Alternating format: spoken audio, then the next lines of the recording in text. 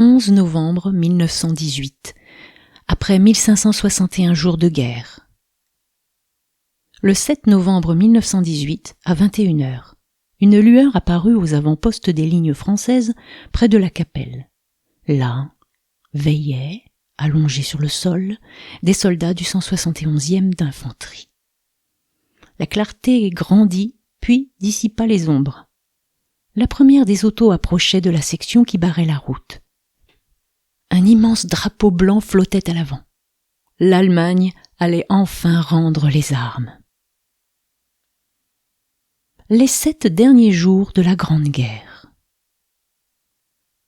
Le 5 novembre, sur l'ensemble du front français, depuis le canal de la Sambre jusqu'à l'Argonne, la retraite de l'ennemi se poursuivait.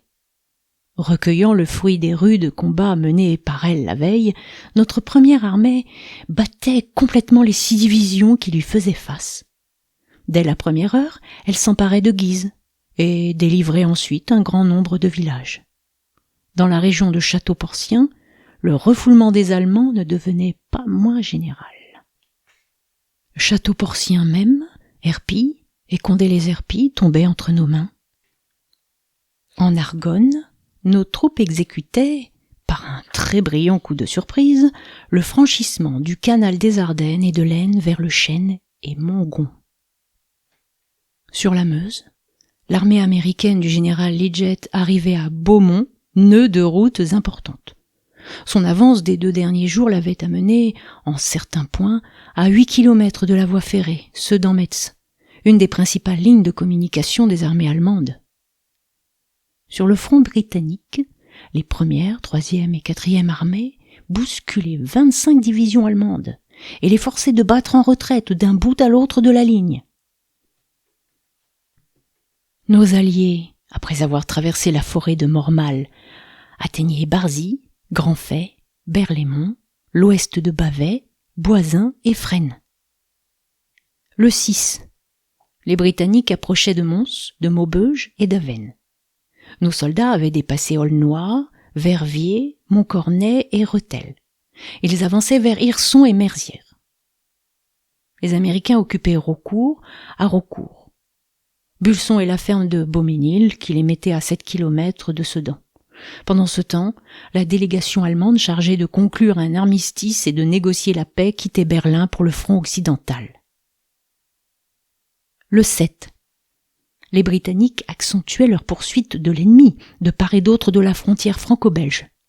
Les soldats français et américains pénétraient dans Sedan. Et, pendant que la révolution, près d'éclater, frondait en Allemagne, les parlementaires impériaux arrivaient au grand quartier des armées alliées. Le 8. L'ennemi commençait d'évacuer la partie sud de Tournai. Nos alliés anglais, lui, reprenaient Malplaquet, fait le franc, Dour, Tullin, nettoyé Aumont, reconquérait Avesnes. Nos troupes, chassant devant elles les arrière-gardes de l'ennemi, libéraient une nouvelle et très large zone de territoire français. À notre gauche, elles atteignaient les abords immédiats du fort d'Hirson. À notre droite, elles bordaient la Meuse de Mézières jusqu'à la hauteur de Bazeilles. Le 9, en Belgique, les Britanniques entraient à Mons. En France, ils s'emparaient de Maubeuge. Au sud de la Sambre, nos troupes reprenaient et dépassaient Glageon, Fourmies, Arnon, Hirson, Saint-Michel et franchissaient la frontière belge. Sur notre droite, nous bordions le cours de la Sormonne. Nous abordions et entourions Mézières et Mohon, et plus à l'est, à la hauteur de Lume, nous forcions le passage de la Meuse. En Lorraine, les Américains traversaient la grande forêt de Voèvre, au sud-ouest de Stenay, et s'avançaient vers Montmédy. Sur la route de Verdun à Metz, ils chassaient l'ennemi de Manheul, et plus au nord, ils approchaient d'Étain. Le 10. Les armées alliées occupaient approximativement une ligne passant par Gand, Ath, Mons, l'est de Maubeuge, Chimay, Rocroi, le nord de Messières et de Sedan, Fresnes-en-Voëvre, le nord de Nancy et de Lunéville, les Vosges, jusqu'à la frontière suisse. Le territoire français était presque totalement libéré. L'Allemagne se voyait à son tour sous la menace directe de l'invasion. Mais déjà, son souverain, lâchement et honteusement, l'abandonnait à l'inévitable défaite. Il s'enfuyait, se réfugiait en Hollande. C'était la fin de son règne.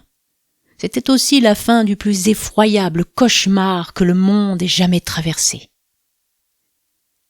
Le 11 novembre, 1561e jour de la guerre, les plénipotentiaires allemands signaient à 5 heures du matin le protocole d'armistice comportant toutes les conditions que le maréchal Foch, au nom des Alliés, leur avait imposées au cours des négociations entamées par Berlin et Vienne avec Washington. Et dans la matinée, à l'heure fixée, 11 heures précises, le dernier coup de canon était tiré sur l'immense front de bataille qui s'était, depuis 51 mois, développé de la frontière helvétique à la frontière des Pays-Bas. Les hostilités avaient pris fin.